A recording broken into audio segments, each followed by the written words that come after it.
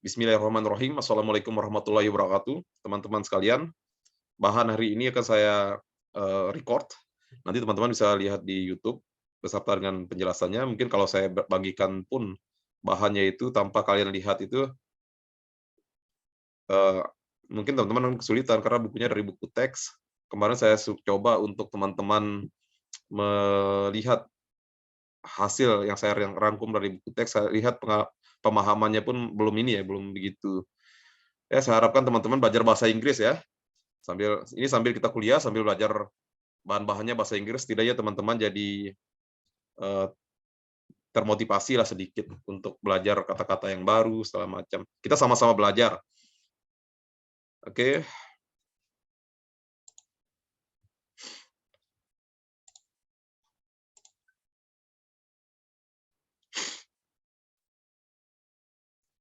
Hari ini kita akan belajar mengenai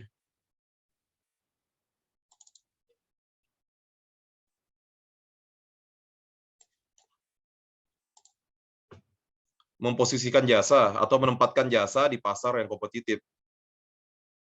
Bagaimana cara kita seorang marketing gitu, ahli marketing, bisa menempatkan jasa kita itu bersaing di level mana dalam pasar.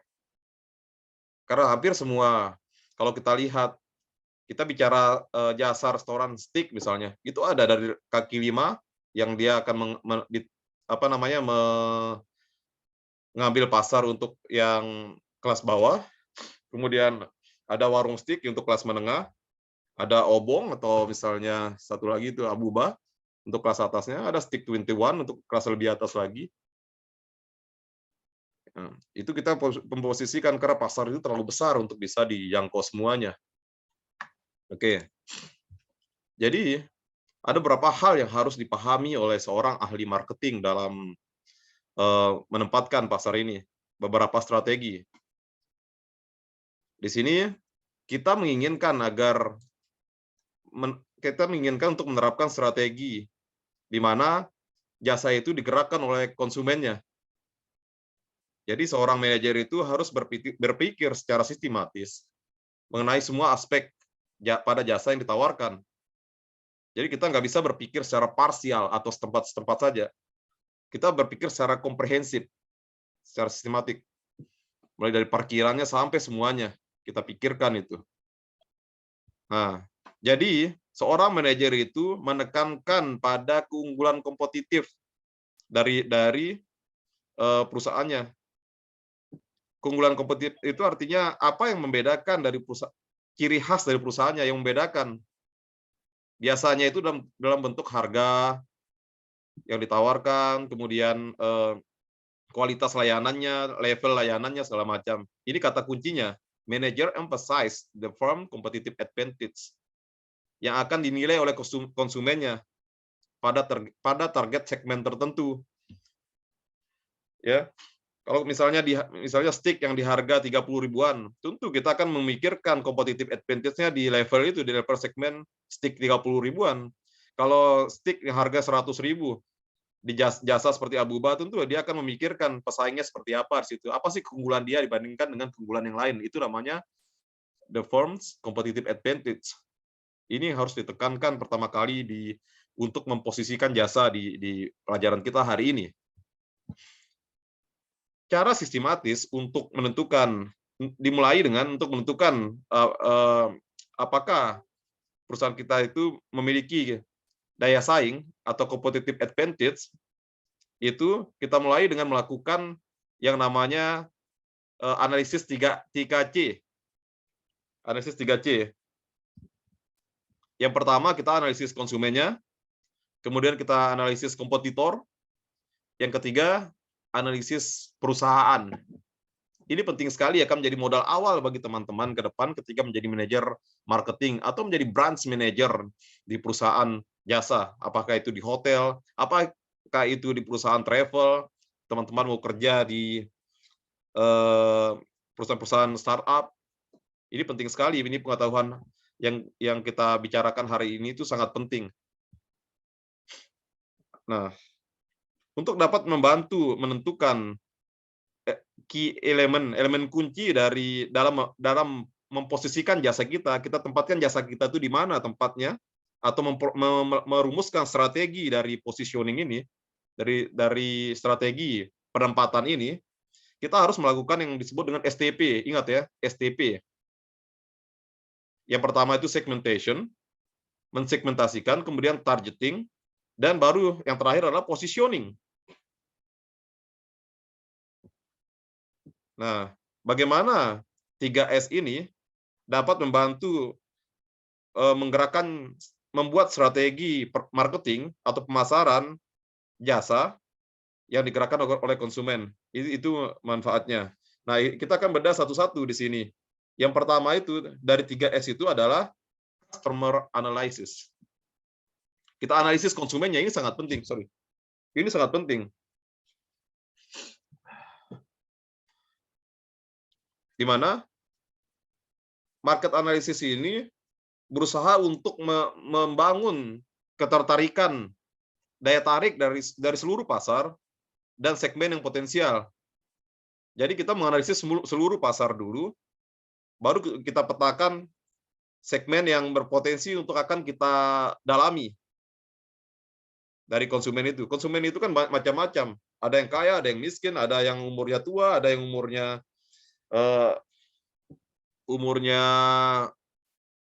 muda. Nah, di sini kita akan coba menganalisis, tentunya dengan data-data yang ada di BPS pun kita udah bisa mengetahui struktur manusia yang ada atau struktur penduduk di suatu kecamatan pun ada di BPS. Ini biasanya bisa pakai data sekunder dulu untuk customer analysis.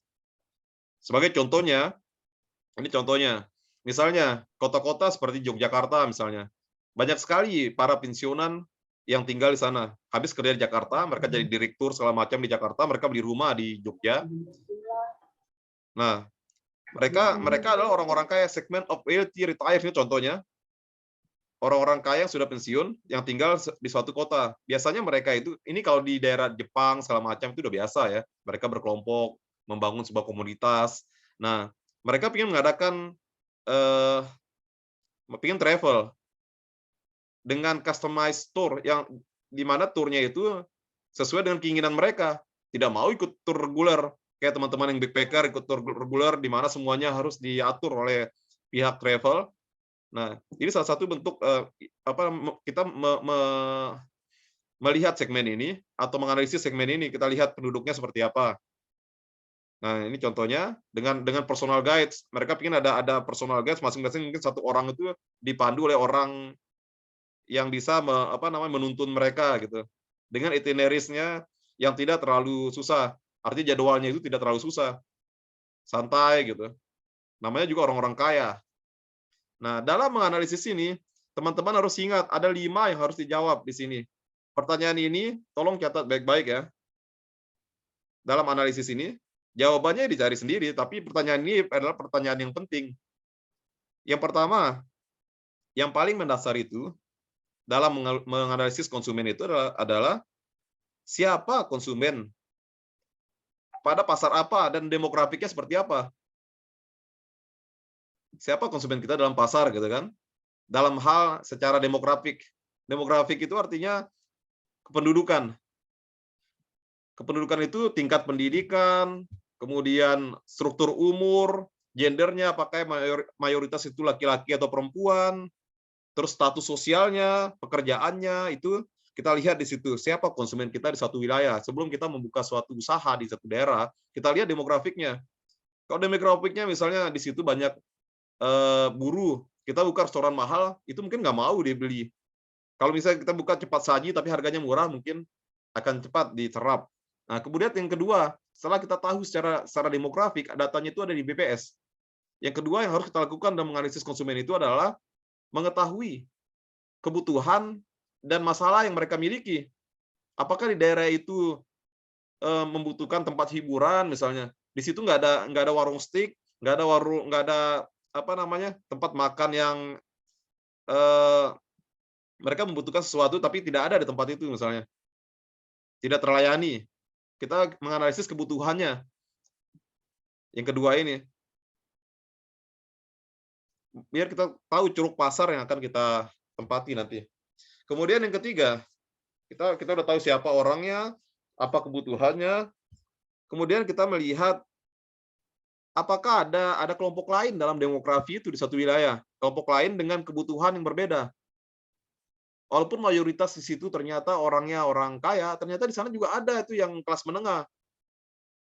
Ada pegawai Indomaret misalnya di tempat di Pondok Indah misalnya kan. Nah, kita bisa mencari cara untuk mencapai target market itu juga. Ada kelompok lain, ada kelompok orang kaya, ternyata di situ juga ada kelompok orang tidak begitu kaya. Nah, kita bisa mengsegmentasikan konsumen kita di situ dalam pemetaan. Yang nomor 3. Yang nomor 4, di sini, kita mencari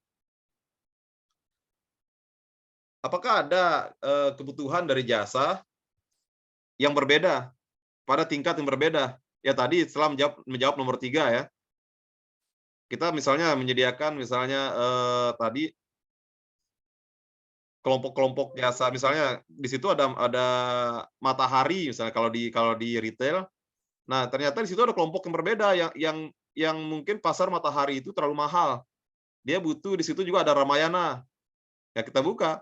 Misalnya ada satu grup itu kita buka satu gerai misalnya untuk melayani orang yang bisa mendapatkan pasar yang kelompok orang dengan kebutuhan jasa yang berbeda. Kemudian kita melihat apakah jasa yang kita beri, ini terakhir ya, mungkin yang kelompok yang lebih dalam lagi, kita melihat apakah jasa yang akan diberikan gitu pada kelompok-kelompok tertentu itu diapresiasi oleh kelompok grup atau kelompok masyarakat itu, atau memberikan manfaat lebih. Keberadaan suatu jasa itu dinilai memberikan manfaat lebih oleh kelompok pada suatu wilayah. Ya. Nah, ini pertanyaan inti dari customer analysis. Tadi sudah tinggal dicatat aja ya tadi ya. Jawabannya sudah langsung ini pertanyaannya, jawabannya saya bacakan. Kemudian setelah 3S yang kedua, S yang kedua, EC yang keduanya itu adalah competitor analysis. Competitor analysis ini hampir semua perusahaan melakukan mungkin setiap tahun, mau itu jasa maupun barang, melakukan analisis SWOT namanya. Mungkin teman-teman sudah familiar dengan SWOT yang mendasar, tapi SWOT itu ada banyak jenisnya. Ada yang mendalam namanya IPAS-EVAS, ada yang mendasar. Ini yang mendasar dulu untuk melihat posisinya di mana perusahaan kita. Nah, di SWOT ini ada 4 item ya, ada 4 variabel. Yang pertama strength, kekuatan, yang kedua weakness, yang ketiga opportunities, yang keempat ancaman. Nah, strength dan weakness ini adalah faktor internal namanya. Faktor internal itu adalah faktor yang bisa di-manage oleh perusahaan. Kekuatannya misalnya, kekuatannya itu modalnya gede, modalnya tinggi, tapi kelemahannya misalnya posisinya kurang bagus. Kalau modalnya gede, posisinya kurang bagus, kelemahan ini masih bisa ditingkatkan. Kebijakannya apa? Ganti tempat, segala macam. Tapi opportunities dan trade itu tidak bisa di-manage oleh perusahaan. Itu namanya faktor eksternal. Nah, opportunity itu kita melihat kesempatan apa yang dari produk jasa kita itu, apa yang bisa dicapai atau belum tergarap. Itu di opportunity. Dia itu ditentukan dari luar, tidak bisa ditentukan dari dalam. Kita melihat opportunity, baru kita sesuaikan dengan internal kita. Kemudian yang terakhir ada ancaman dari kompetitor. Kita melihat dengan bermain di pasar dengan harga yang sama, apakah kita mampu melawan kompetitor gitu? Atau melihat celah, oh ternyata kompetitor kita itu masih belum bisa menguasai seluruh pasar yang ada. Ternyata ada celah pasar berapa persen dari market share itu masih bisa kita raih, itu di trade kita bahas. Ini ada contohnya untuk competitor analysis. Ini saya ambil ini untuk SWOT untuk menganalisis yang C yang kedua tadi. Contohnya di Kopi Shop. Sorry. Nah, kita melihat di sini. Mungkin saya besarin ya. Kita melihat strength-nya itu apa? Kekuatannya itu misalnya modalnya besar misalnya. Kedua, pengalamannya juga besar. pengalamannya udah lama dia bermain di apa namanya, di bisnis ini. Rasanya enak, itu salah satu contohnya strength ini. Dia punya resep khusus yang membedakan dengan yang lain.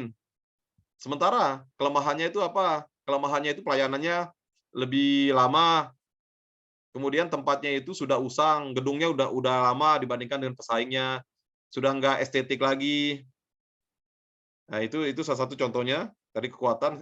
Dan kekuatan dan kelemahan ini, kalau kurang modal kita bisa cari investor, artinya kita bisa memanage-nya. Kalau kelemahan kita misalnya tempatnya usang, itu masih bisa kita perbaiki. Kurang promosi misalnya kelemahannya itu dibandingkan dengan pesaing, masih kita melakukan promosi lagi. Tetapi kalau opportunity dan threat ini datangnya dari luar, dari eksternal. Nah, kita melihat di sini contohnya, ada kedai kopi di Phoenix. Nah, ada celah, ada apa namanya, misalnya di sini kebutuhan orang di sana itu misalnya masih di kopi-kopi yang mahal gitu kan, karena orang-orangnya kaya. Nah, kita bermain di sini memanfaatkan pasar orang-orang di sana ya, dengan cara tadi kita lihat masih ada kesempatan nih untuk bisa mendapatkan target pasar yang tidak diambil oleh kompetitor besar kita. Misalnya di sana dulu ada Starbucks, contohnya. Kita masih ada celah untuk orang-orang yang bekerja di Starbucks itu sendiri. Kita buka yang lebih murah, belum tentu orang Starbucks itu mampu membeli Starbucks. Kita buka kedai kopi yang di belakang Starbucks. Kita buka misalnya kopi kenangan yang harganya lebih murah. Itu opportunity namanya. Nah, itu tidak bisa kita manage, cuma kita bisa menyesuaikan diri untuk opportunity dan threat ini.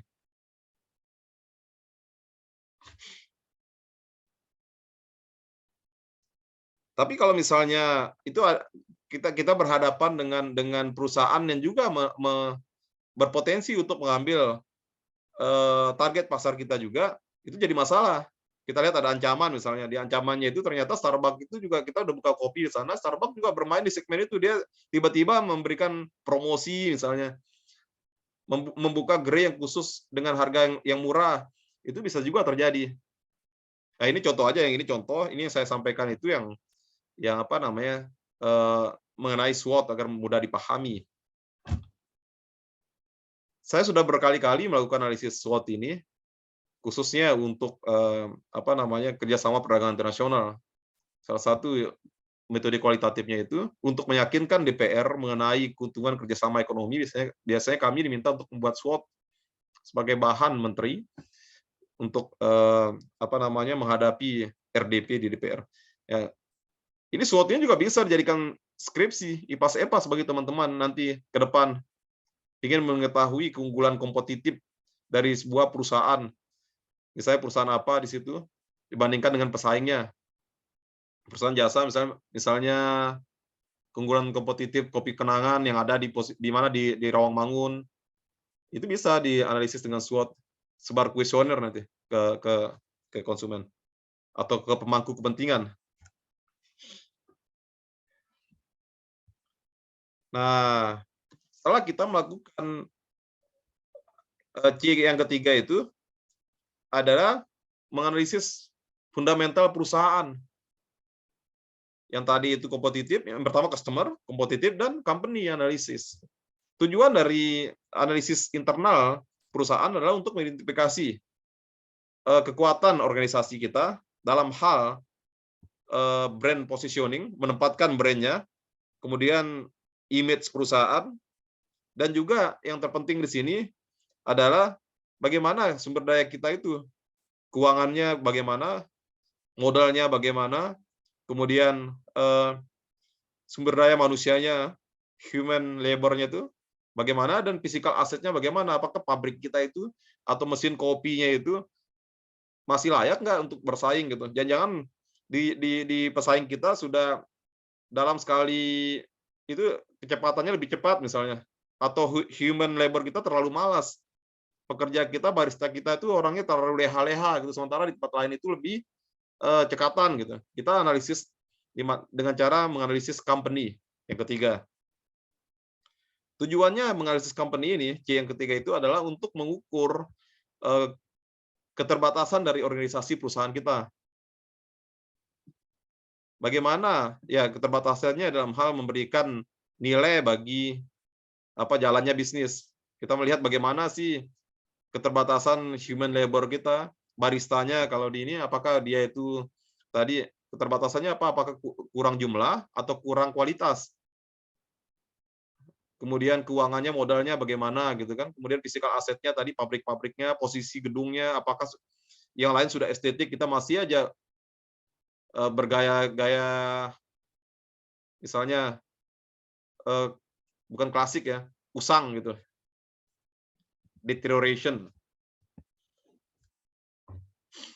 Nah, ketika kita sudah bisa menganalisis 3S ini, baru masuk ke tahap selanjutnya, yaitu STP. Analisis 3S dulu, baru kita bisa menentukan segmentasinya, targetingnya, dan positioningnya. Yang pertama, segmentation. Ini penjelasan singkatnya, nanti ada sedikit mendalam. Di segmentation ini, kita itu membagi populasi. Populasi itu ke dalam kelompok-kelompok. Itu namanya segmentasi. Dalam kelompok kelas ini misalnya, kelas A dari PB angkatan 2021 ini, itu namanya populasi PB kelas A. Itu bisa dibagi 5 orang, misalnya 5 orang itu anak orang kaya, misalnya seperti ini. Saya tidak itu bisa biasa mereka minum Starbucks. Kita bisa bagi lagi. Ada yang kurang mampu, ada yang menengah, seperti itu. Itu namanya segmentasi. Karena atau segmentasi populasi di kecamatan A. Kenapa pentingnya segmentasi ini? Perlu dicatat bahwa karena perusahaan itu tidak mampu untuk menjangkau semua pasar. Jadi harus dikelompokkan. Lagi flu. Harus menjangkau semua pasar. Tidak mungkin ya, sumber dayanya terbatas untuk menjangkau semua pasar, sehingga kita cukup mengambil kelompok tertentu saja. Apakah orang kaya, orang menengah, atau orang kelas bawah. Itu gunanya segmentasi. Setelah kita melakukan segmentasi, yang selanjutnya adalah kita melakukan targeting. Menargetkan lagi, lebih dalam lagi, menargetkan. Jadi di sini kita harus mengukur daya tarik dari setiap segmen itu. Jadi sebuah perusahaan has to assess the attractiveness of its segment. Jadi setelah kita bagi-bagi segmennya, kemudian kita lihat daya tarik segmen mana yang akan kita targetkan untuk jasa kita. Setelah itu, setelah kita melakukan targeting, baru kita memposisikan jasa kita. Karena tadi kita udah menganalisis yang ini pesaing, kompetitor kita, baru kita menganalisis posisi kita di mana. Posisi itu adalah tempat yang unik, yang ada dalam hati pelanggan kita. Kalau dengar brand kita itu seperti apa, oh brand ini enak nih, misalnya seperti itu. Oh brand ini murah, tapi berkualitas. Itu sudah ada di benak pelanggan. Kalau teman-teman misalnya apa yang ada di brand di dalam pikiran teman-teman ketika datang ke jasa retail misalnya Sogo. Wah, ini mahal tapi bagus. Kemudian datang ke Matahari, oh ini menengah. Kemudian datang ke Ramayana, oh ini terjangkau, misalnya seperti itu. Itu namanya mereka sudah memposisikan, sudah dalam tahap positioning. Itu kan? Jadi sudah ada di benak si konsumennya posisinya itu. Nah, kita bahas satu-satu di sini. Segmentation. Tadi, segmentasi itu adalah suatu cara di mana ya ini hal yang paling penting dalam konsep marketing. Semua praktisi pemasaran pasti melakukan hal ini.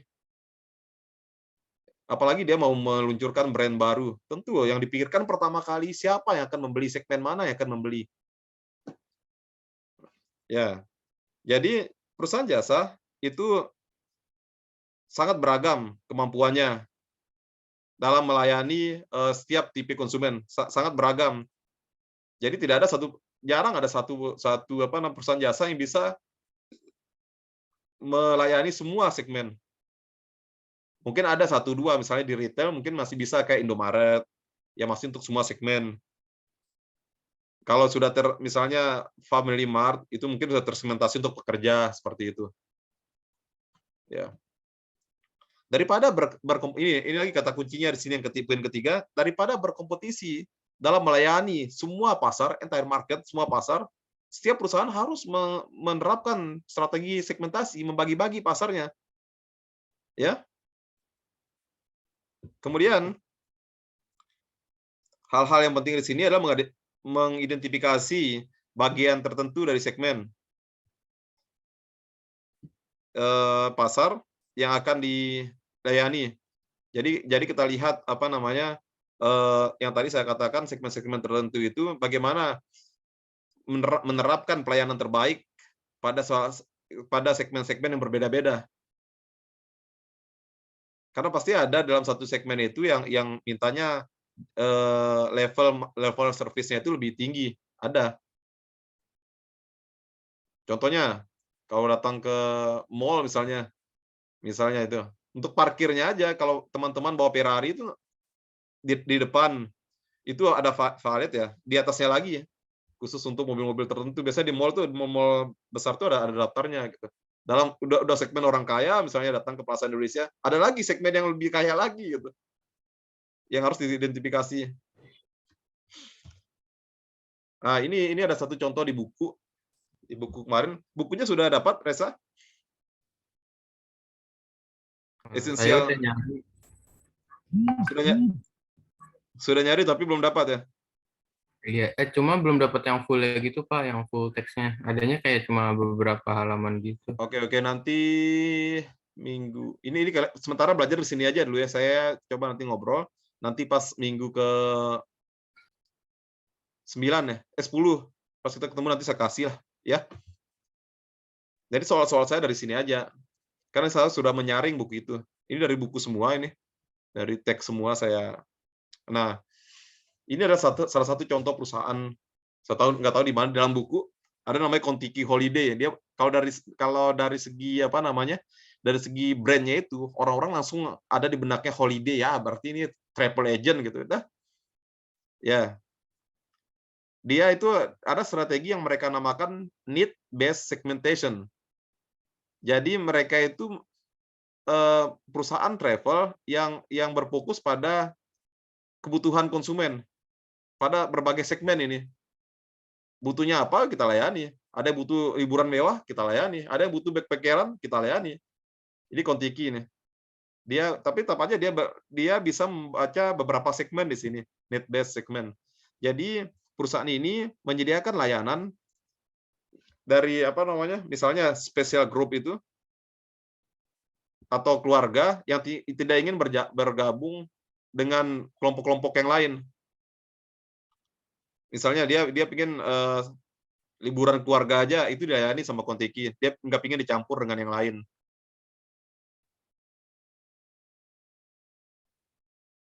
Kemudian di sini Kontiki juga menyediakan misalnya liburan bagi kelompok umur 18 sampai 35 tahun secara ini namanya demographic segmentation. Jadi membagi segmen itu berdasarkan demografinya. Demografi ini bisa kelompok umur, bisa gender, bisa pendapatan, profesi, dan lain-lain. Ya. Nah, itu strategi yang dilakukan oleh Kontiki. Biasanya dia berdasarkan demografiknya. Ya akan dilayani oleh dia rata-rata di atas apa namanya umur 18 sampai 35 tahun. Kontiki ini kemudian mereka melakukan segmentasi paket yang ditawarkan pada berbagai pola gaya hidup, lifestyle, dan budget. Akan disesuaikan dengan budgetnya. Budget ini disebut juga dengan psychographic segmentation. Kemampuannya. Ini contohnya. Contohnya itu ketika misalnya ada sekelompok orang atau kelompok keluarga yang ingin liburan ke Eropa, tapi mereka itu pengennya camping aja. Karena sifatnya mereka tuh very outgoing. Orang-orang yang penyita outbound, ya sebetulnya very outgoing kalau dalam bahasa marketingnya gitu kan. Dan mereka memilih cara hidup do not mind rugging. logging, atau mereka pingin hidup seadanya aja, nggak pingin hotel yang mewah, pingin camping aja di Eropa, pingin menikmati hidup seadanya gitu. Nah, tentu harganya itu, konsep budgetnya itu akan disesuaikan dengan kemauan mereka. Apakah sesuai dengan apa namanya keadaan keuangannya, berapa waktu yang akan diselesaikan, kemudian bagaimana cara si perusahaan ini mengakomodasi gaya hidup backpacker. Nah, apakah mereka ingin backpacker ya diakomodasi oleh Kontiki ini. Tapi ada juga segmen-segmen tertentu yang pingin superior, pingin misalnya hidup di apa namanya di hotel berbintang, di makan di restoran mewah dengan waktu luang yang banyak, free time-nya banyak, extra excursion atau perjalanannya, tripnya ada banyak, berhenti di Paris, berhenti di apa Brussels, berhenti di Amsterdam, segala macam. Itu juga dilayani oleh Kontiki ini. Ini perusahaan-perusahaan, tapi dia tetap berbasis pada need-based segmentation. Ada kelompok ini butuh apa, tapi bukan perorangan butuh apa, tapi yang dilayani sini kelompok butuh apa akan diberikan sesuai dengan kemampuannya. Kita melihat di sini dari 3 hal yang kita pelajari tadi, ada oke, segmentasi, baru di segmentasi dulu. Yang kita konsep penting dalam segmentasi ini, kita melihat kita harus melakukan segmenting service market, mensegmentasikan pasarnya itu, membagi-bagi pasarnya itu sesuai dengan demografi, sesuai dengan keinginan konsumen. Kemudian kita memberikan layanan, atribut layanan sesuai dengan segmentasi tersebut. Nah, ini penting di sini ada important versus determinant. Nah, contohnya ini di dalam buku dicontohkan apa itu important. Important itu misalnya ada orang yang penting misalnya kalau berangkat naik pesawat, dia memilih yang paling penting di situ safety-nya. Menganggap safety itu adalah hal yang penting. Itu common sense ya. Hampir semua segmen itu menginginkan hal demikian. Tapi ada juga orang, beberapa kelompok itu yang penting murah. Mau reputasi perusahaannya itu beberapa kali kecelakaan pun mereka tidak peduli. Itu namanya important. Biasanya hal-hal penting dalam sebuah layanan yang tadi contohnya adalah keamanan dari pesawat misalnya, jarang terjadi kecelakaan. Tetapi ada kelompok tertentu yang mereka memilih atribut determinan. Determinan itu yang menentukan mereka mau mengambil maskapai tersebut misalnya. Contohnya, apakah maskapainya tepat waktu, ketetapan waktu, itu determinan juga. Karena tidak semua maskapai itu tepat waktu dalam prakteknya. Kemudian ada maskapai yang menyediakan makanan, ada juga yang menyediakan semacam miles itu kayak GFF. Kalau teman-teman sering naik Garuda Indonesia, ada miles GFF namanya.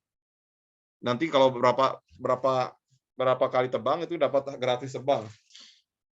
Ada kartunya, kartu Garuda namanya GFF, itu ada tingkatannya, ada yang biru, silver, ada yang silver, kemudian ada yang gold, ada yang platinum. Itu adalah contoh faktor determinan. Jadi teman-teman harus bisa membedakan important atribut dan determinan atribut dalam segmentasi jasa. Ya, tadi sudah saya jelaskan. Kemudian membangun tingkat layanan. Tingkatnya seperti apa tadi? Sesuai dengan kebutuhan setiap segmen, ya. Nah, nanti kalau kemudian setelah kita melakukan segmentasi, kita melakukan target lebih dalam lagi. Targeting. Nanti belum saya di bawah di slide selanjutnya ada targeting, di mana targeting ini ada 4 fokus strategi dalam targeting ini. Pertama, fully fokus, kemudian market focus, kemudian service focus, dan unfocus. Nah, nanti kita jelaskan di bawah. Baru setelah itu kita melakukan positioning, memposisikan pasar dalam pasar yang kompetitif. Kemudian menggunakan peta. Nanti petanya kita petanya dalam bentuk grafik nanti untuk memplot strategi yang kompetitif. Kemudian baru kita mengembangkan strategi positioning yang efektif. Ini tadi important versus determinant pada service attribute. Nah, di sini kita melihat tadi contohnya itu, kita melihat bahwa safety misalnya, safety ini dalam suatu airlines itu ada berbeda-beda persepsi masyarakat. Persepsinya itu beda-beda. Kita melihat misal brand brand tertentu atau maskapai tertentu pernah kecelakaan, walaupun tidak sering, 1-2 kali itu, tentu orang akan pilih yang lebih aman gitu. Itu namanya important attribute. Atribut penting yang melekat pada perusahaan itu. Image-nya seperti apa? Wah, ini pernah kecelakaan. Oh, ini dia mengutamakan safety-nya, mengutamakan steril, hal-hal penting seperti itu. Nah, kita bandingkan dengan determinan. Ternyata selain safety, ada juga di segmen tertentu yang menginginkan dia itu ada atribut lainnya. Misalnya, determinan itu yang menentukan apakah dia akan menggunakan suatu layanan tertentu. Contohnya, konsumen pesawat terbang itu ketika dia sudah memilih yang aman, dia memilih maskapai yang tepat waktu. Kalau nggak tepat waktu, dia nggak usah deh, gitu. Nggak usah maskapai itu. Walaupun dia sudah safety, tapi dia tidak tepat waktu. Itu namanya determinan atribut. Di mana suatu atribut yang menentukan apakah buyers atau pembeli akan memilih alternatif jasa tersebut.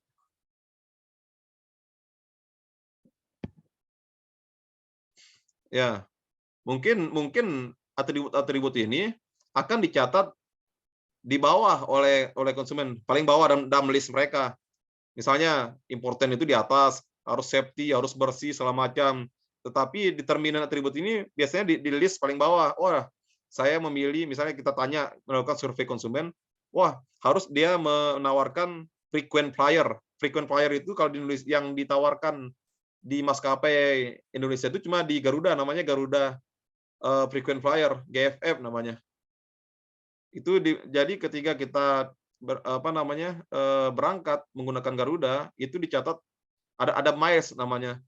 Kita mendapatkan berapa miles itu bisa ditukarkan dengan tiket gratis.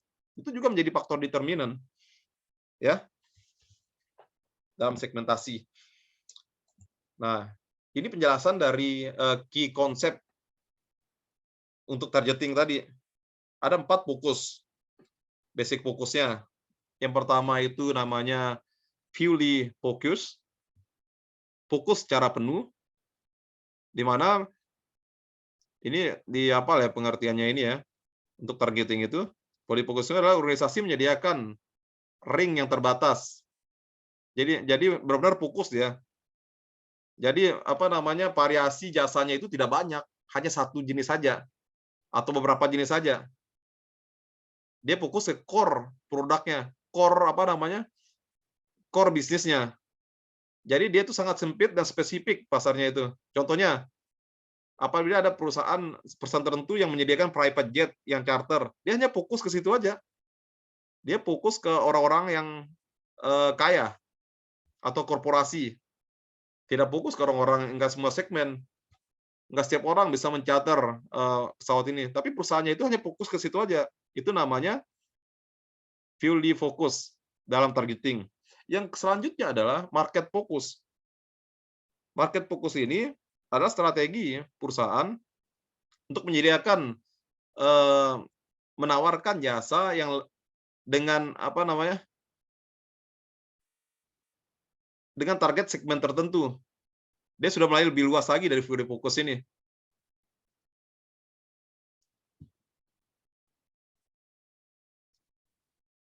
Ya, tidak sefokus si yang full tadi. Jadi lebih luas jangkauan jasanya, segmentasinya juga lebih luas gitu kan. Kemudian ada service fokus. Service fokus ini di mana perusahaan itu menawarkan jasanya. Nanti ada gambarnya lebih pada jadi apa namanya niru ring of service itu apa namanya ringnya itu variasi jasanya itu lebih sempit pada pasar yang luas. Contohnya ada LASIK eye surgery clinic seperti itu. Dia fokus apa servisnya yang fokus apa jasa apa namanya jasanya itu fokus pada jasa tertentu saja gitu. Ini ada surgery klinik apa namanya LASIK. Kemudian Starbucks Cafe yang mengikuti contoh yang mengikuti dari apa namanya strategi ini. Mereka menyediakan pasar yang luas berdasarkan pada standar produk yang terstandarisasi. Kemudian ada juga yang tidak fokus. Target pasar yang bersifat tidak fokus. Di mana di sini ada banyak sekali provider atau penyedia jasa yang tidak fokus pada yang memiliki kategori pada kategori unfokus itu. Karena mereka mencoba untuk menyediakan apa namanya menyediakan jasanya itu untuk pasar yang luas atau menyediakan jasa yang bervariasi. Jadi dia nggak fokus jasanya itu. Jadi satu brand itu bisa menyediakan jasa-jasa lainnya. Misalnya contohnya apa itu? Lion Air, dia tuh punya Lion paket. Dia mencoba walaupun itu masih ke apa market fokus juga, tapi dia kan sudah mulai mulai bervariasi gitu. Ininya jasa yang ditawarkan. Nah, untuk lebih paham lagi kita lihat di gambar aja. Ini gambarnya. Ini membedakan. Ini kita lihat di sini jumlah pasar yang dilayani. Di sini apakah banyak atau sedikit atau banyak nih jumlah apa namanya? Jumlah marketnya, jumlah konsumennya di sini. Few or many. Nah, kalau di sini kita lihat di sini jumlah jasa yang ditawarkan. Apakah dia fokus, apakah dia luas atau sempit jasanya itu. Nah, kita melihat di sini. Sebentar.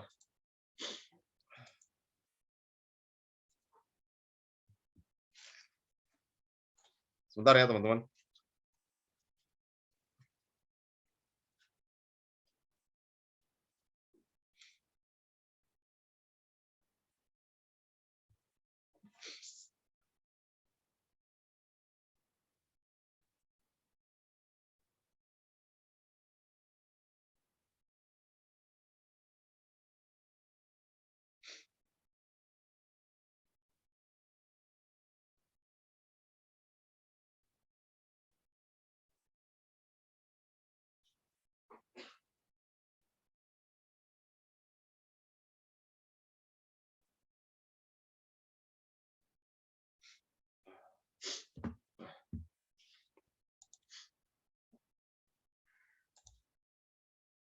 Ya.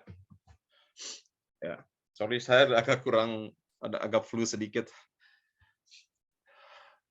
Yang pertama itu ini kita akan membedakan 4 dasar fokus dari strategi sebuah perusahaan jasa.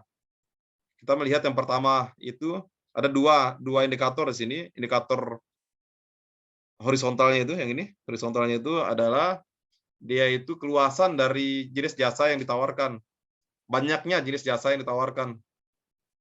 Ya, ke sini. Kalau yang ke bawah sini, jumlah pasar yang akan dilayani. Nah, kalau kita lihat di sini, jadi bisa dibedakan ini. Apabila jumlah pasarnya sedikit, view di sini, sementara jasa yang ditawarkan tuh luas, lebih luas, ada beberapa jenis jasa yang ditawarkan di situ, maka dia itu disebut dengan market fokus ini jumlah pasarnya sedikit. Ini bisa sambil dicatat aja teman-teman. Jadi jumlah pasarnya, jumlah konsumennya pasarnya sedikit ini, sementara jasa yang ditawarkan itu cukup beragam, maka dia kategorinya market fokus. Tetapi apabila jumlah pasarnya sedikit, tetapi pasarnya itu apa namanya, jenis jasa yang ditawarkan itu sempit aja, fokus misalnya fokus ke penerbangan saja gitu, maka dia itu full fokus ya. Jadi benar-benar fokus di bisnis itu aja. Kalau dia restoran saja, nggak ada bisnis yang lain. Kalau dia itu misalnya tadi retail ya retail aja gitu, nggak ada bisnis yang lain. Ini kalau sempit apa namanya jasa yang ditawarkan. Kemudian kalau banyak, kalau ada banyak pasar di sini, ada banyak konsumen atau number of marketnya banyak, maka kalau sementara jumlah yang apa namanya jumlah jasa yang ditawarkan itu luas, maka dia tidak fokus. Strategi targetingnya itu tidak fokus. Artinya everything for everyone. Siapapun bisa terlayani di situ. Nah, kemudian apabila jumlah pasarnya banyak, tetapi jasa yang ditawarkan itu sempit, hanya 1 atau 2 jasa aja, maka dia disebut dengan service fokus. Fokus pada jasa. Ya. Atau jasa pelayanan yang terfokus. Ini kita lihat ada yang benar-benar kalau yang di Nero itu ada 2 ya, yang di Nero ini ada yang full fokus, benar-benar fokus. Ada yang terfokus saja, tapi dia masih apa namanya? Tidak benar-benar fokus gitu. Masih ada jasa lain yang ditawarkan. Misalnya kayak penerbangan itu si Lion masih ada Lion Parcel seperti itu. Oke. Nah, setelah kita melakukan segmentasi, menargetkan pasar, yang terakhir itu kita memposisikan pasar kita yang terpenting. Kalau teman-teman tidak bisa melakukan hal ini, berarti belum bisa jadi. Bedakan antara marketing dan sales. Sales itu nggak perlu kayak gini. Dia tinggal datang aja menjual gitu. Tapi seorang ahli marketing yang akan menentukan hidup matinya sebuah perusahaan, itu harus melakukan STP ini. Nah, yang terakhir adalah positioning. Jadi, menempatkan pasar kita di pasar yang kompetitif tadi, di antara para pesaing, yaitu posisi jasa kita itu akan kita bedakan dibandingkan dengan kompetitor kita. Kita berada di mana gitu. Dibandingkan dengan kompetitor. Nanti ada petanya, baru kelihatan. Strategi penempatan ini fokus pada menciptakan, mengkomunikasikan, dan menjaga keunikan dari brand kita. Yang akan di-notice atau di-notice sudah ngerti ya, notice ya. Ditandai atau dinilai oleh konsumen. Gitu. Jadi ini dipahami ya, positioning strategi adalah suatu concern atau fokus yang dilakukan oleh perusahaan untuk menciptakan, mengkomunikasikan, dan menjaga distinktif atau keunikan dari perusahaan yang berbeda, tentunya jasa yang berbeda-beda, yang akan dinotis atau dinilai oleh konsumennya. Jadi sudah ada di benak konsumen ketika tahu brand kita itu apa, dia sudah tahu gitu.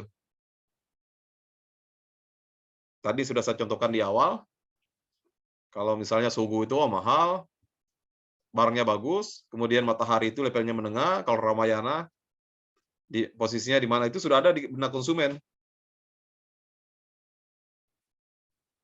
Ini ada Jack Trout ini orang ya, menyarikan atau inti-inti dari atau essence dari positioning ini dibagi ke dalam empat prinsip. Ya, jadi ada 4 prinsip dalam memposisikan pasar ini. Yang pertama itu adalah perusahaan harus mengembangkan atau membangun posisi di benak konsumen, target konsumennya, konsumen yang tertargetnya, target konsumennya. Misalnya untuk mahasiswa seperti apa? Misalnya saya pakai baju ini, dijual oleh Erigo makanya. Ini benak mahasiswa itu dengan brand Erigo, brand eksekutif, brand-brand lokal ya gitu ya. Itu sudah ada di hati teman-teman. Oh, ini lumayan durable misalnya. Modelnya juga bagus, modelnya juga up to date gitu. Ada di benak. Itu langkah yang pertama, prinsip pertama. Yang kedua itu positioning ini harus bersifat singular atau menyediakan satu simple yang konsisten. Ada satu pesan dasarnya. Pesannya seperti apa? Mahal, itu pesannya. Bagus, ya.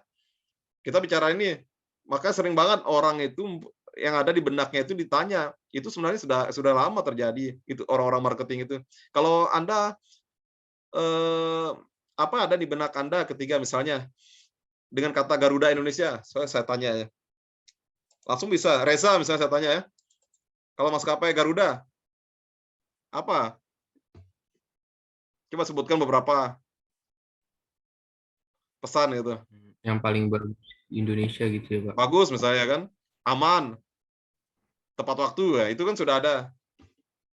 Kemudian yang ketiga itu posisi ini harus di-set oleh perusahaan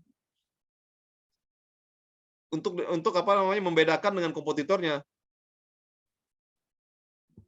Jadi posisinya dia itu di mana dibandingkan dengan kompetitornya dia. Nanti dengan peta akan saya tunjukkan yang nomor 3 ini. Harus saya tunjukkan dengan peta yang nomor 3. Cuma teman-teman harus hafal yang 4 ini ya. Nanti kalau saya tanyakan, mungkin saya tanyakan mungkin. Kemudian yang keempat, perusahaan tidak bisa menyediakan sesuatu untuk semua orang. Ini prinsipnya positioning ini. Karena sumber dayanya terbatas. Jadi it must focus its effort. Jadi dia harus fokus. Prinsip yang keempat ini. A company cannot be all things to all people. Ya. Nah, untuk bisa menggambarkan posisi perusahaan itu, namanya juga posisi. Kalau kita tanya posisinya di mana, teman-teman pasti buka map. Kalau tidak ada mapnya, perusahaan itu akan nyasar nanti dalam menentukan posisi perusahaannya. Untuk memvisualize from competitive ini, kita butuh namanya map. Positioning map are great tools, adalah alat terbaik untuk memvisualisasikan, untuk menggambarkan secara visual posisi kompetitif perusahaan. Di mana aspek kunci dari yang menjadi aspek kunci dari perusahaan, strategi marketing perusahaan. Jadi dengan positioning map ini kita menunjukkan posisi perusahaan, posisi dari competitive advantage-nya. Karena posisi inilah yang menjadi aspek kunci dari strategi kita ke depan. Jadi kita harus mengembangkan peta dari atau mengupdate selalu peta posisi perusahaan itu. Ini yang dilakukan oleh marketing. Ini bedanya antara marketing dan sales. Marketing itu gajinya lebih besar. Jangan samakan antara marketing dengan sales. Berbeda, teman-teman. Teman-teman jadi marketing di Toyota atau jadi sales. Salesnya itu yang jual di mobil-mobil. Yang jual mobil di gerai-gerai itu namanya sales. Kalau marketing strategiknya itu ada di kantor. Kalau teman-teman jadi manajemen trainee itu, nanti saya harapkan teman-teman di sini itu insya Allah punya kesempatan bekerja di tempat yang bagus ya. Kalau fokus di marketing, jangan jadi sales. Fokusnya di marketing strateginya. Nah, teman-teman akan diminta untuk membuat positioning ini. Jadi harus diupdate kan? Harus to map development over time. Apa sih perkembangan itu harus di mapping. Kemudian mengembangkan skenario potensi respon dari kompetitor. Ketika kita lihat peta kita, ternyata peta kita di sini kenapa kurang laku? Ternyata ada kompetitor. Baru strategi nanti kita bicarakan di petanya nanti setelah saya perlihatkan. Mengembangkan peta posisi ini sangat berguna untuk merepresentasikan atau menggambarkan persepsi konsumen pada alternatif barang dan jasa secara grafik. Itu guna dari kita melakukan atau mengembangkan peta jasa, ya. Jadi sebuah peta umumnya memiliki dua atribut misalnya, ada dua atribut, ada tiga atribut, harga dan kualitas seperti misalnya grafiknya nanti kita lihat. Walaupun ada tiga dimensi, model dapat digunakan untuk menggambarkan tiga atribut, tapi umumnya dua atribut.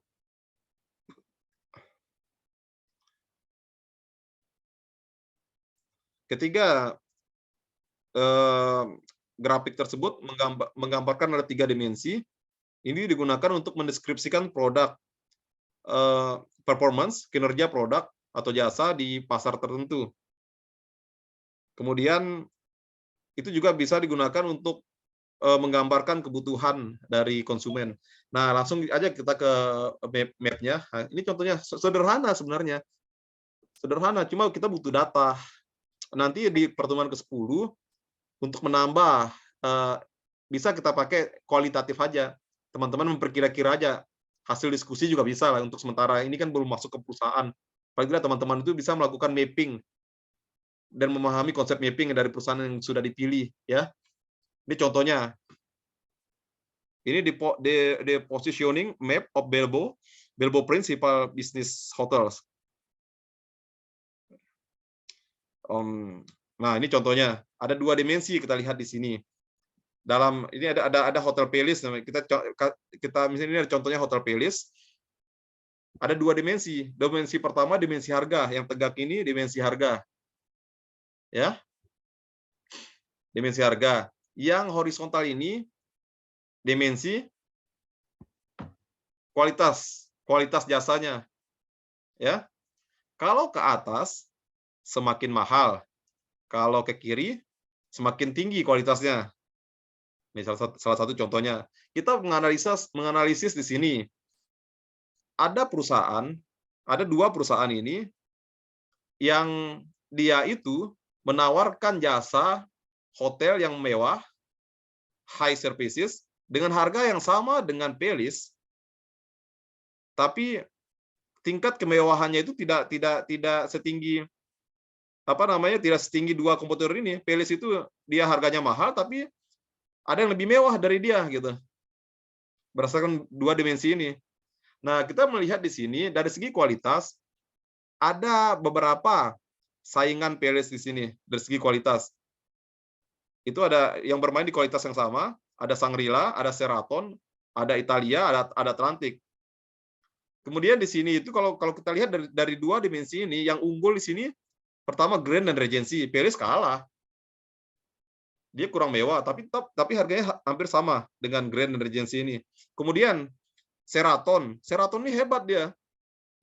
Bisa dia itu memberikan high service, fasilitasnya lebih bagus, tapi dengan harga yang less expensive daripada Palace ini atau Shangri-La. Lebih rendah harganya dari Palace dengan tingkatnya itu lebih bagus dari Palace. Tingkat pelayanannya, kamarnya, ukuran kamar segala macamnya, dimensi hotel itu lebih bagus dibandingkan Palace. Nah, sementara yang bermain di harga-harga murah yang ada di kuadran ini itu ya kurang dia murah dan ada Castle misalnya. Misal Reza itu kerja di Castle. Nah, ini diposisikan dia tuh murah, tapi dia juga memberikan layanan yang moderat aja. Artinya bintang 2 ya wajarlah dia murah. Di sini wajarlah dia murah, less expensive, lebih murah karena dia juga moderat gitu. Layanannya itu tidak begitu bagus. Ini wajar. Ya tidak wajar kalau dilihat di peta ini siapa? Palace. Ya tidak wajar kan? Sehingga dia dari segi dua dimensi ini, apakah seorang perusahaan itu akan merubah strateginya? Apakah dia membuat lebih mahal, lebih bagus untuk bersaing dengan Grand dan Regency, atau dia menurunkan harganya untuk bersaing dengan Sheraton? Ya. Nah, ini jika kita lihat di dua dimensi aja, tapi kita tidak berhenti di situ. Kita lihat dari dimensi yang lain. Kenapa Palace ini ternyata dia eksis gitu loh dengan harga dan pelayanan yang biasa saja, tapi harganya mahal. Oke, ini sudah saya terangkan ini. Nah, Ternyata kita lihat peta yang kedua. Peta yang kedua itu jadi tidak satu peta ya dari segi harga dan pelayanan. Sekarang tingkat kemewahan dan posisi tempatnya. Yang tegak ini yang tegak ini menggambarkan kemewahannya. Yang bawah itu moderate luxury, ya moderate saja, standar lah tingkat kemewahannya. Tetapi yang ke atas itu high luxury. High luxury. Nah, kemudian yang horizontal ini penting ini. Kenapa Pelis tadi juga laku walaupun dia mahal, pelayanannya biasa saja, ternyata dia itu ada yang inner suburban, tempatnya misalnya, maaf kata di Bekasi misalnya, inner suburban. Atau sementara Pelis ini di SCBD. Dia ada di Financial District SCBD. SCBD itu apa tuh? Depok, Citayam gitu ya. Nah, dia aja di SCBD ini, Pelis ini. Itu makanya, tapi dia tingkat luxury-nya itu masih kalah dengan Grand dan Sheraton. Tapi tempatnya itu tidak berjauhan dengan pusat bisnis si Sheraton ini.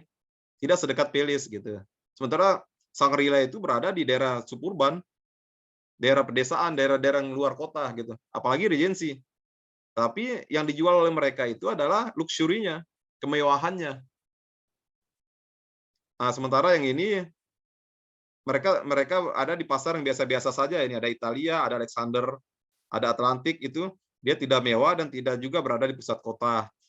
Tetapi Pelis ini bisa bersaing dengan Castle. Tapi Castle ini kurang moderate. Apabila dia diangkat ke atas lagi, misalnya tadi saya bilang dia itu membangun lagi hotelnya, membuat lebih mewah lagi, dia bisa berpotensi bersaing dengan Pelis ke atas. Nah, ini namanya peta. Tadi petanya berdasarkan harga dan jasanya, sekarang dipetakan lagi berdasarkan posisinya. Apakah dia berdekatan dengan pusat bisnis atau di luar kota, inner suburban itu yang di luar kota. Atau tingkat mewahannya. Ini pintar-pintarnya seorang marketing itu membandingkan variabel-variabelnya. Umumnya hotel seperti ini. Nah, kalau misalnya kemarin itu teman-teman misalnya memilih KFC dan McD atau apapun itu juga kita bisa petakan juga itu. Petakan dari segi harga dan posisi, harga dan tingkat layanan itu bisa dipetakan. Nanti kita bicarakan ini di prakteknya nanti di pertemuan ke-10 untuk melengkapi teman-teman. Tapi teman-teman tuh nggak usah khawatir harus ke lapangan lagi, cukup berdiskusi aja untuk memetakan dengan pesaingnya ya. Karena mata kuliah ini umumnya marketing itu harus praktik sebenarnya. Ini sudah saya jelaskan tadi. Nah, jadi gunanya pemetaan ini untuk menentukan skenario ke depan. Gimana cara kita bersaing dengan kompetitor kita. Jangan mentang-mentang Pelis itu sudah di pusat kota terus dia nggak mau menambah kemewahannya, nggak mau menambah layanannya, merasa nyaman pada pasarnya. Nah, jadi seorang marketing itu gunanya tadi mengupdate terus peta jasa ini adalah untuk mengambil kebijakan strategis. Kalau masih laku-laku aja, ya mungkin masih nyaman. Tapi ke depan itu akan ada pesaing baru di posisi itu. Tidak terlalu mewah, mahal lagi, tapi yang dijual cuma posisinya aja. Ternyata pasarnya itu adalah orang-orang bisnis yang tidak begitu peduli gitu kan. Yang penting dia cepat aja, ya moderat aja nggak apa-apa deh gitu, moderat atau di atas moderat sedikit, tidak mewah-mewah amat juga nggak masalah. Tapi ke depan akan berbeda. Untuk itu ketika kita sudah membuat petanya itu, bisa mengambil kebijakan, mengambil keputusan. Nah, ini kita lihat ya, dari segi harga dan jasa yang ditawarkan, pelayanannya itu seperti apa. Nah, jadi ini Pelis tadi, harganya berada di sini, dia mahal, tapi pelayanannya tidak begitu bagus, biasa aja, ya lumayan lah, nggak ke kanan-kanan amat, ke sini mengarah ke high, tapi dia masih berada di zona sini. Nah, ada dari segi harga dan pelayanan, si Pelis ini bisa meningkatkan kualitas layanannya untuk bersaing ke kiri sini, Ini alternatif ya. Alternatif pertama, apa yang harus dilakukan Pelis? Meningkatkan layanannya untuk bersaing dengan Regency. Nah, bersaing dengan Regency ini. Atau dia menurunkan harganya untuk bersaing dengan Sheraton, Italia, dan Atlantik. Jadi ada dua. Dia mau mengeluarkan uang untuk mengupgrade atau menambah fasilitas layanannya, itu ada parkirnya yang bagus, terus jumlah jumlah pekerjaannya yang terlatih banyak.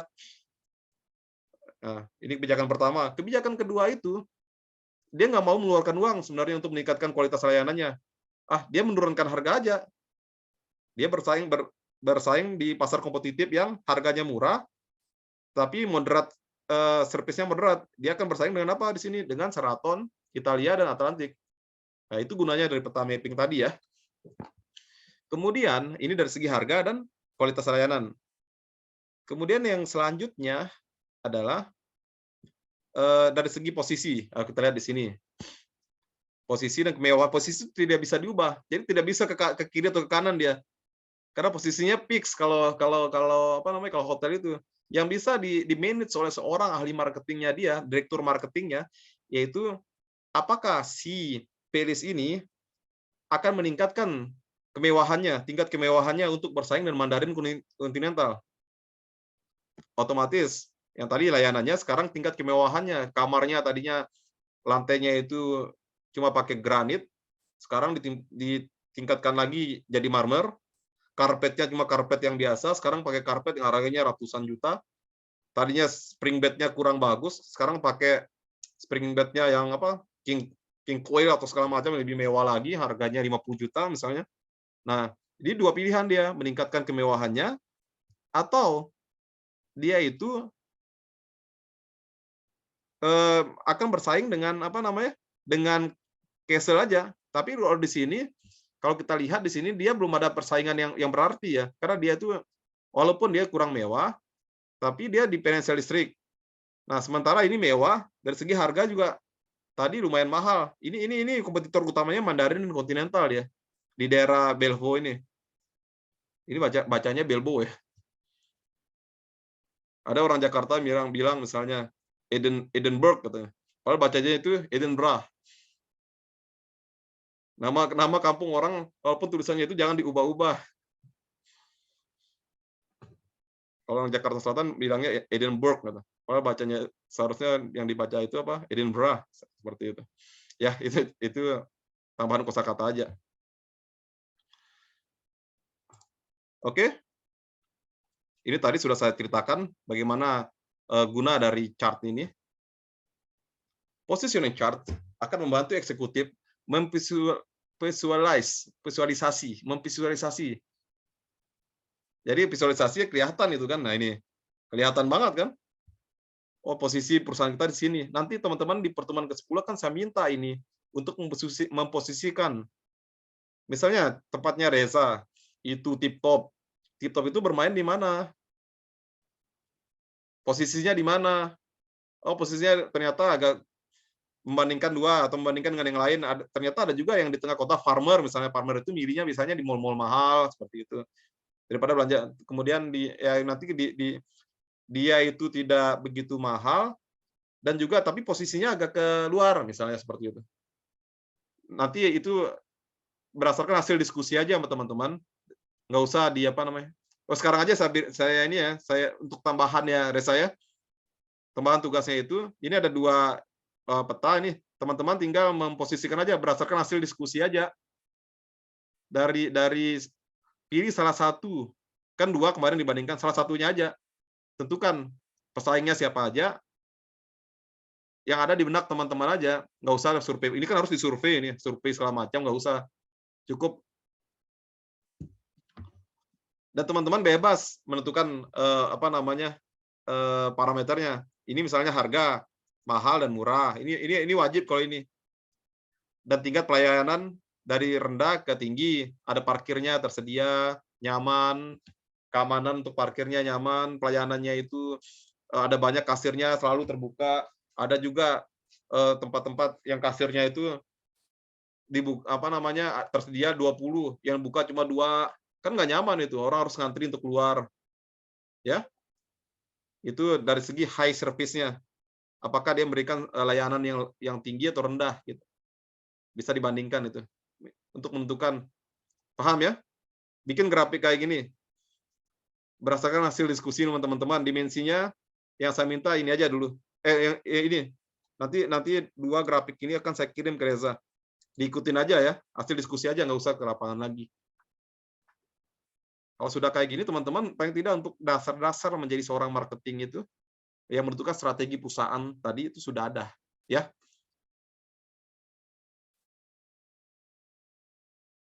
Dan saya bisa berbicara depan teman-teman itu berdasarkan hasil lapangan, hasil survei, dan juga praktek. Baik praktek saya sebagai di swasta, maupun saya sebagai pegawai negeri. Kalau pegawai negeri saya konsumen, dari swasta itu saya udah biasa melakukan seperti ini. Ya, teman-teman juga bisa seperti yang multi profesi. Nggak ada yang larang, sejauh kita tidak korupsi. Oke, teman-teman, untuk materi saya sampai di sini. Oke, sebelum saya buka pertanyaan, saya ini dulu ya, saya untuk materinya sampai di sini, nanti saya buka pertanyaan setelah ini.